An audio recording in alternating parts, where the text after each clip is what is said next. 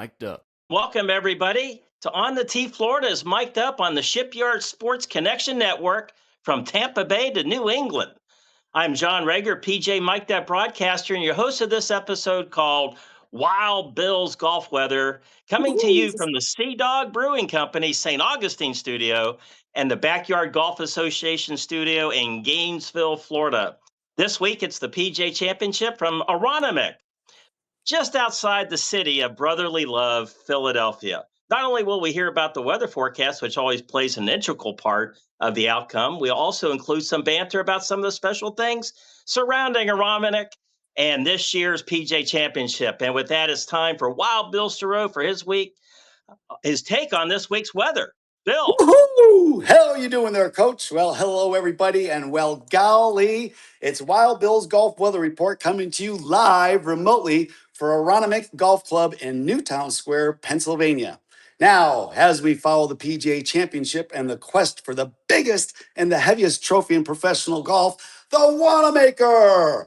This beast of a trophy cast around 1926 after the 1916 original trophy was lost in 1925 is approximately 29 inches tall and weighs a whopping 27 pounds, made out of solid sterling silver. Now, just to put that in perspective for all you hockey players out there, the Stanley Cup is 35 inches tall and weighs 34 pounds of sterling silver. Now, the Wanamaker does appear that it could be in the top 10 of biggest professional sports trophies, and it is believed to be the largest in professional golf. Now, before you ask, John, I know that your first question you're thinking is, what is the biggest trophy in professional sports? And I did my homework on this one. And that award appears to go to the Borg Warner Trophy. And that would be for the Indianapolis 500. That bugger requires multiple people to move it around. And it's a whopping 5 feet tall, 4 inches, and 100 pounds in solid sterling silver as well, I believe. Now, as you said, this year's PGA Championship goes to Aronimink Golf Club in Newtown Square, Pennsylvania for this year's quest for a major. Aronimink, like you said, I hope I'm saying that right. Aronimink. I've listened to the pronunciation. It sounds right. Hopefully it's right. And I understand if you say Aronimink 3 times really fast and click your heels together, you will appear in Aronimink just like I did, and that saves you on airfare. Now, last time the PGA Championship was here was 1962, and Aronimink was a completely different course back then. Originally designed by Donald Ross, Aronimink had almost 190 bunkers, and it was modified several times, though, since then, making bunker count possibly as low as 70.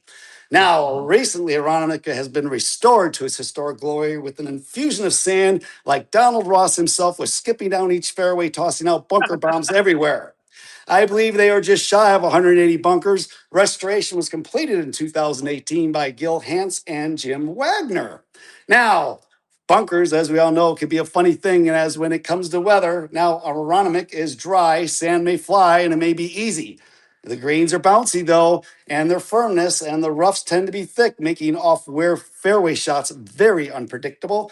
And if there's winds, scores could also be unpredictable. Now, if it's wet, sand can be tricky, but those who stay in the fairway may result in some good numbers because of stopping ability on those damp greens. Now, with that being said, this week's weather is looking to start out a little wet with rain coming in Wednesday night and into Thursday morning, stopping around noon, and then sunshine and clouds taking over with a high of 65.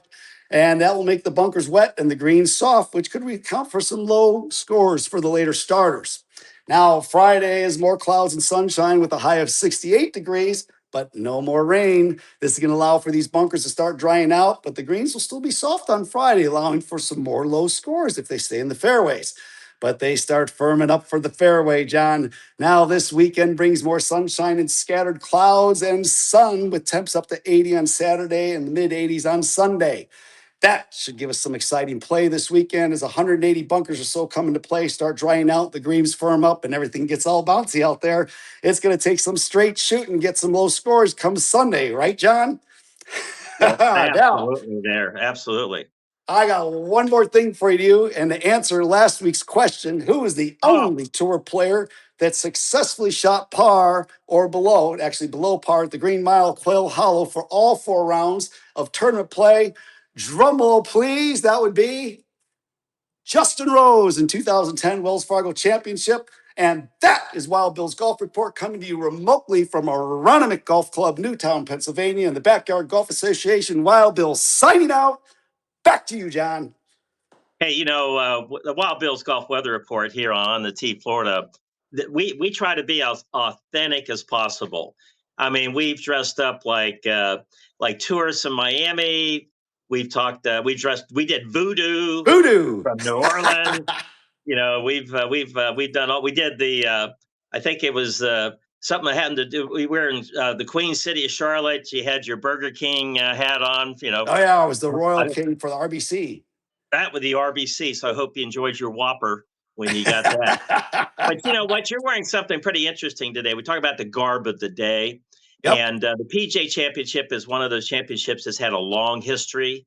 And there's a lot of interesting things about it. One of the things was if you go to our social media, you go to Wild Bill Sterow, or you go to John Reger PGA, or you go to On the T Florida, you will see our posting for the week, to tell everybody to listen into the broadcast and things like that. And so knowing that you had a pair of plus fours. Now we call them plus fours in the United States, okay?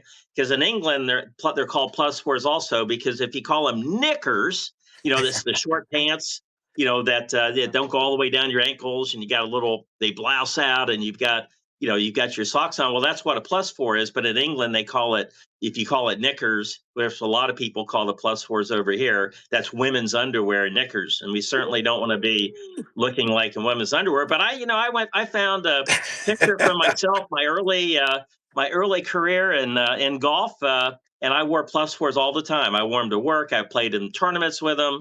And, that was kind of my signature trademark, along with the big fedora hat.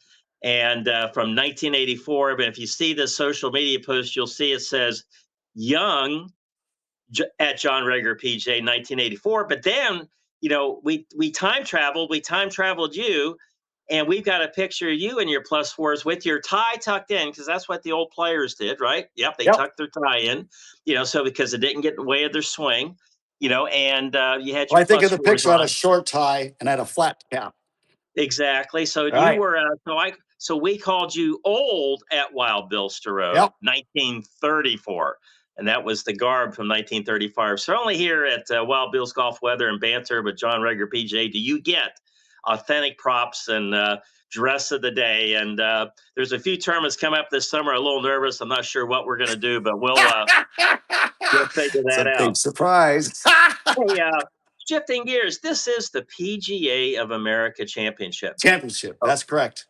And so what it is, it's actually owned and operated by the PGA of America Club Pros, us Club Pros. I've been a Club Pro, I've been a PGA member for 44 years. PGA members actually are very diverse. We're more, we just not just Club Pros. I have utmost respect for Club Pros, and it's fantastic. They do a yeoman's job to promote the game, and they're the lifeblood of the game. But also PGA golf professionals. Hey, they're, you yak on the mic'd up here, or you can be a general manager, or you can be a sales rep, or there's all kinds of things you can do. You can be a broadcaster as a PGA golf professional. But what's unique is that you are the father of a PGA golf professional. And so obviously, young Ellie Sterow, she is graduated from the Florida Gulf Coast University as a PGA golf professional. Tell us a little bit about Ellie. And because we're featuring this because there's 20 club pros that get to play in the PGA Championship. And so we all take a lot of pride in it. And Ellie is a brand new PGA member. Obviously, she does too. So tell us, what's it like to be the father of a PGA golf professional? It's very exciting. I have learned a lot of things about golf that obviously, not being in the profession, I did not know. And believe it or not, if I get it wrong, my daughter's the first one to correct me.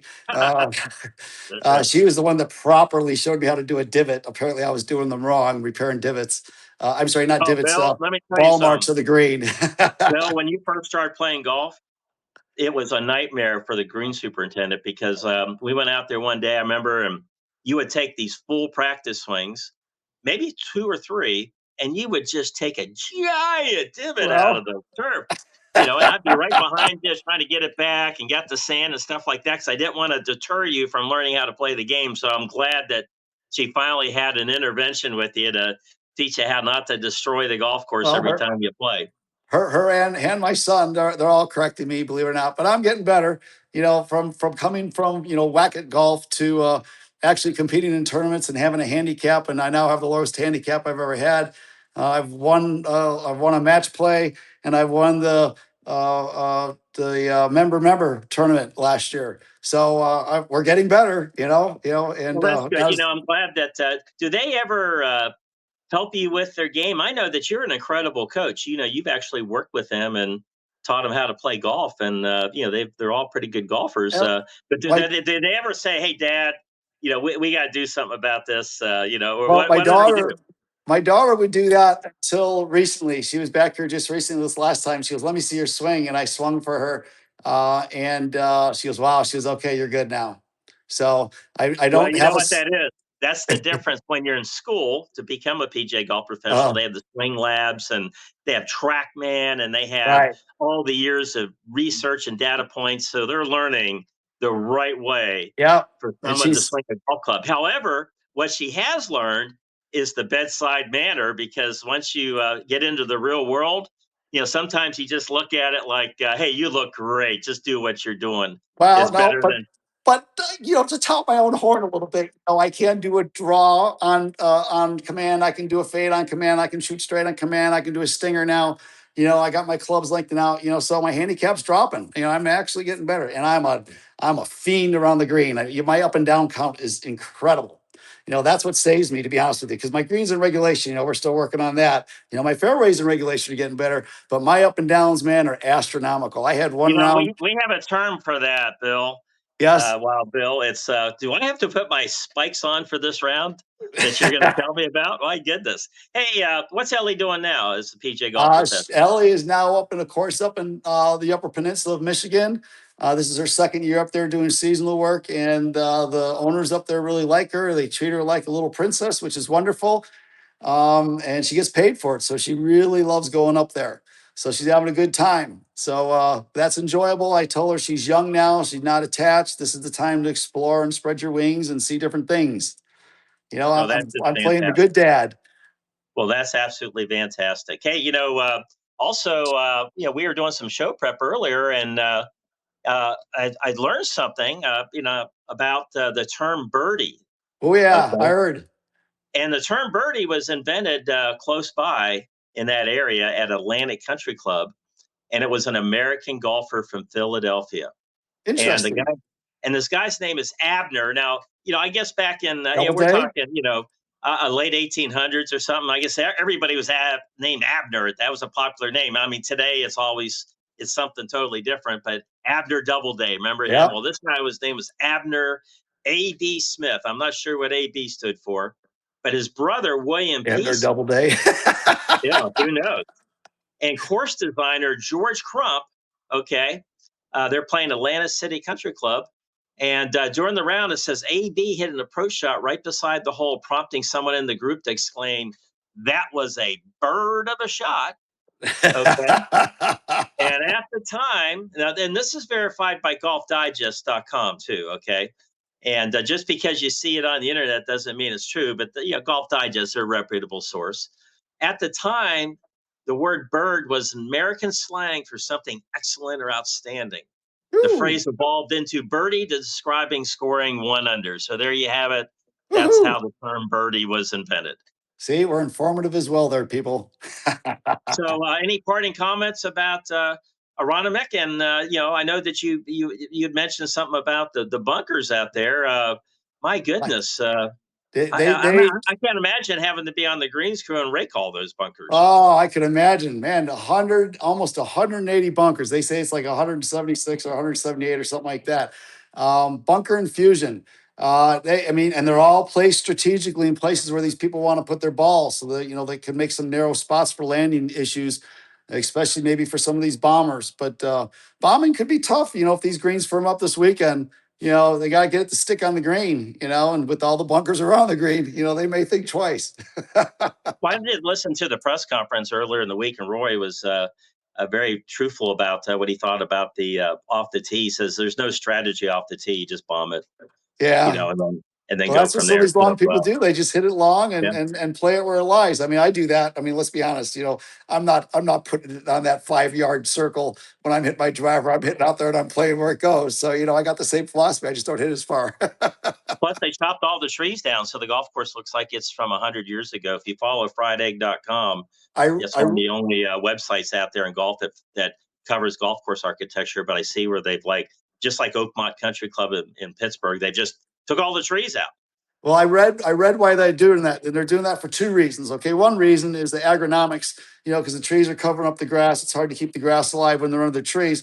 But these golf courses were originally designed with elevated greens, and when all the trees start overhanging them, it takes away that effect and the awe of the elevation of the greens. So they're cutting it back to make it look more original. Plus, it makes the grass and everything grow better around the green. So Oh there yeah. seems to be a national trend for that now, going that way.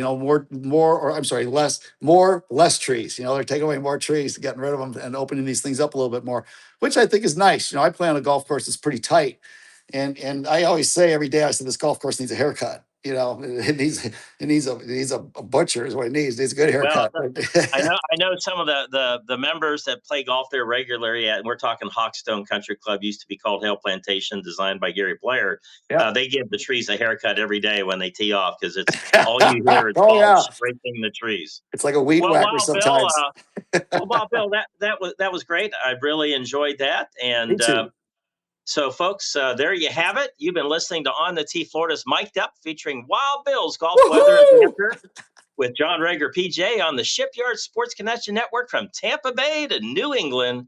Brought to you by Sea Dog Brew Pub, Treasure Island.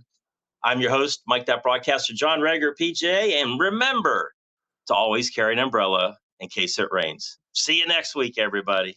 Woo!